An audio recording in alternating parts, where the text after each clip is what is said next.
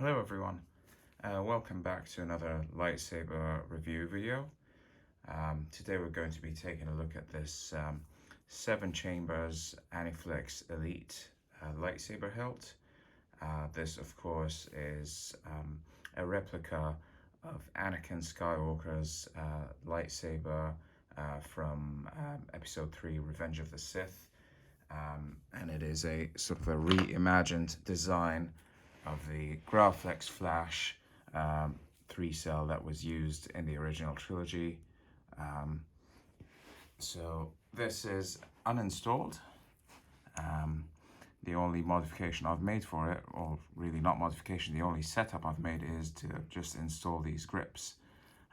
This will remain a shelf display unit. I have no immediate plans of installing it, but as far as I know, this is very install friendly. So for those of you looking to install, this is an excellent choice. The Aniflex Elite is, as I said, is made by 7Chambers, which is a company based in the UK. This is the box it comes in. The previous two versions are the Aniflex V1 and the Aniflex V2. As far as I know, the Aniflex Elite is very similar to the Aniflex V2 with just a few minor modifications which I will go over later. So this is the box. It's quite a nice design. Over here we can see there's a little picture of Japor snippets, which is of course the little token that young Anakin gives to Padme in The Phantom Menace. A little lucky charm of sorts, which she carries until the end when she dies.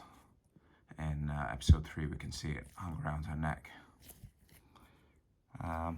Really nice color scheme here, similar to the Graflex. 7Chambers, Norfolk, England. Let's just quickly look at what's inside in the box. So a nice sort of foam to keep the saber safe.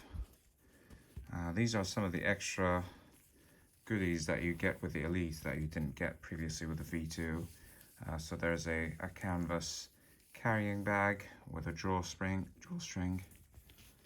Again, it has Aniflex Elite and the logo of the company, 7Chambers. You have an extra, a vented pommel for sound. I believe this came standard on the V2, but it did not come with the static pommel, but correct me if I'm wrong.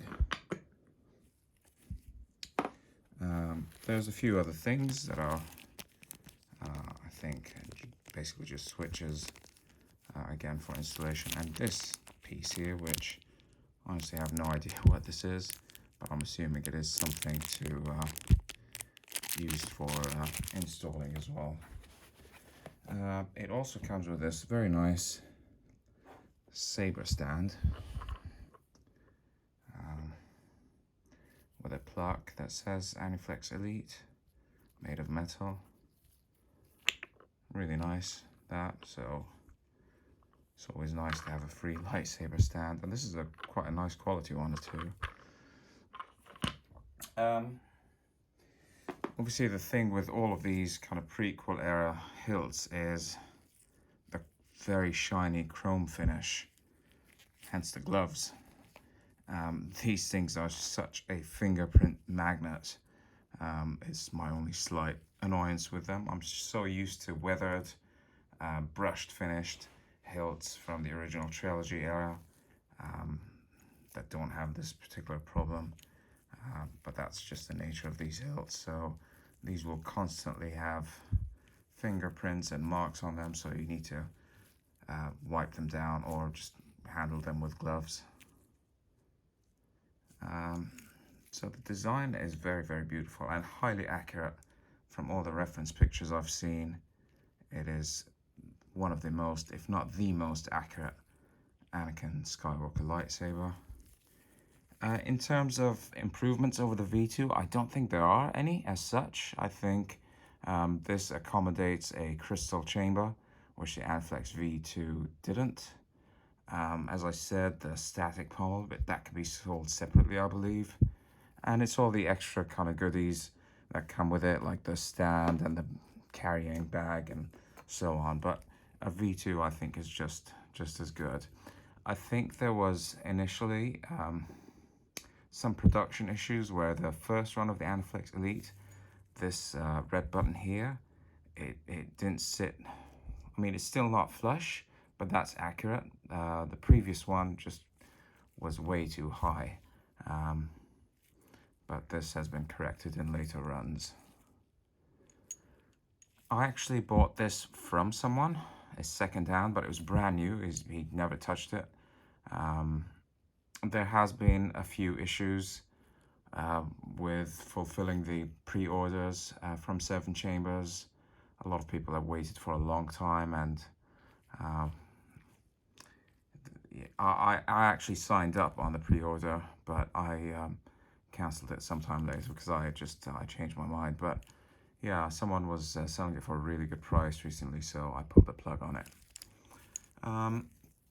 Yeah, comes with a nice blade plug, which all of this can be released with Allen keys, very easy.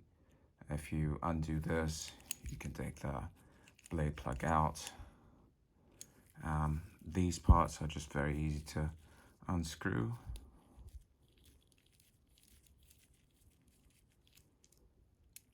So that's the sort of well, I call it the glass eye because I'm used to the Graflex, but I'm sure it has its own name.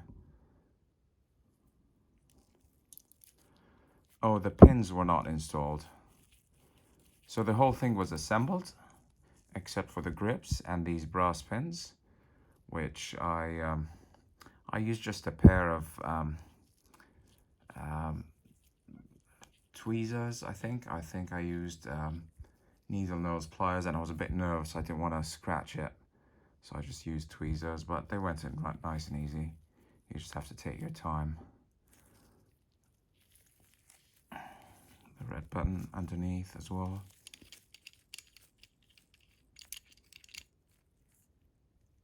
Again, all of these can be undone with the Allen keys, I'm assuming, for the purposes of an install.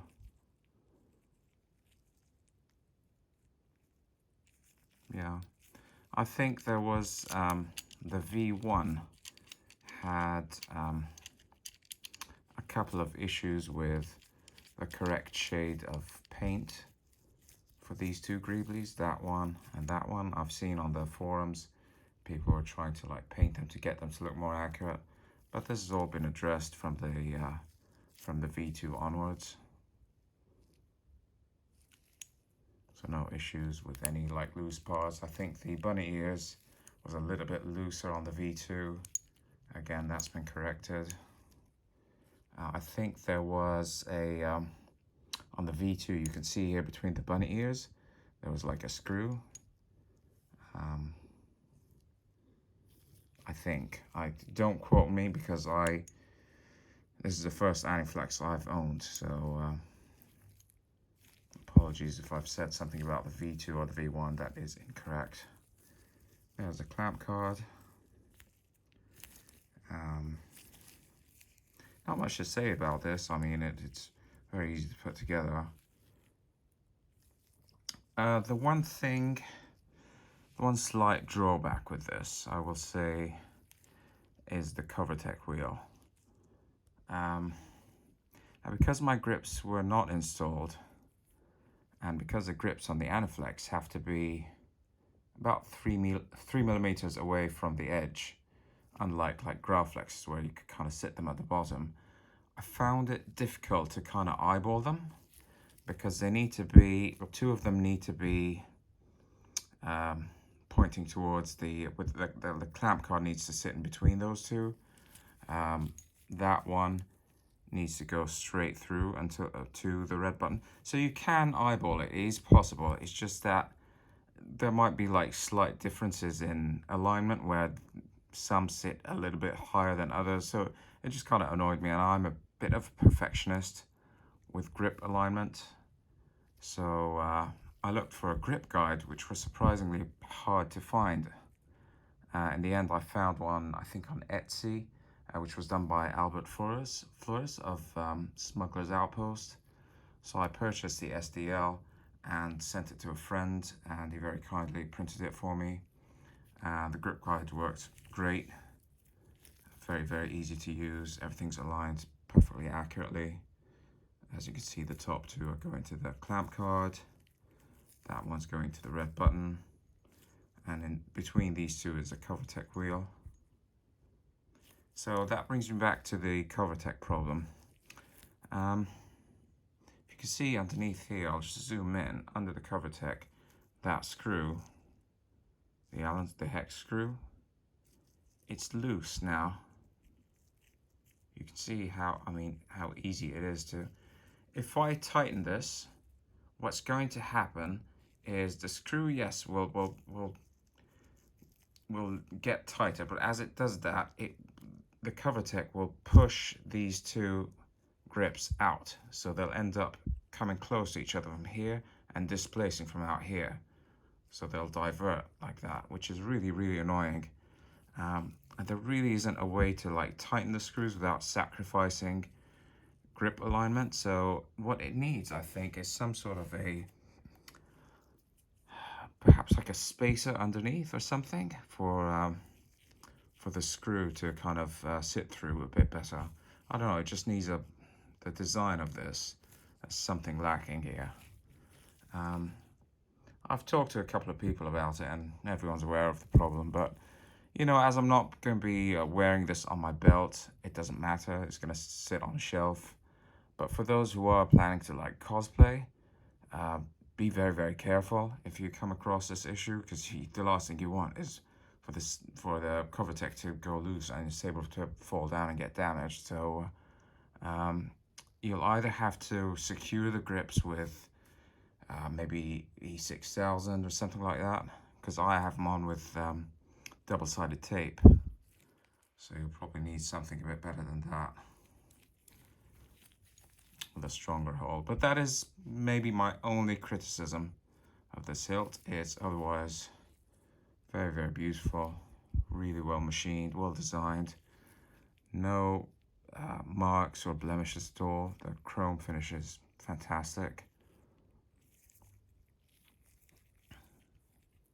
No complaints whatsoever. This will go very nicely with my Roman Props Inception Elite, which is Obi-Wan's Revenge of the Sith lightsaber. So they'll make a nice display together. Master and Apprentice. And yeah, that's really it. If you have any questions or comments, as usual, feel free to leave a comment. And I hope you've enjoyed the video. Thanks again for watching, and I will see you in the next one.